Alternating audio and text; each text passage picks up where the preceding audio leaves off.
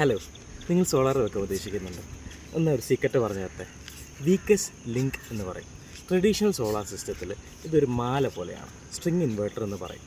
അപ്പം അതിൻ്റെ അകത്തൊരു പ്രശ്നം എന്ന് വെച്ച് കഴിഞ്ഞാൽ ഒരു പാനലിൽ ചെറിയ ഷെയ്ഡിങ്ങോ പാഴ്മരത്തിൻ്റെ എന്തെങ്കിലും തണലോ കാര്യങ്ങൾ എന്തെങ്കിലും വന്നു കഴിഞ്ഞാൽ ആ ഒരു ഫുൾ സ്ട്രിങ് ഇൻവേർട്ടറിൻ്റെ സിസ്റ്റത്തിനെ അത് ബാധിക്കും.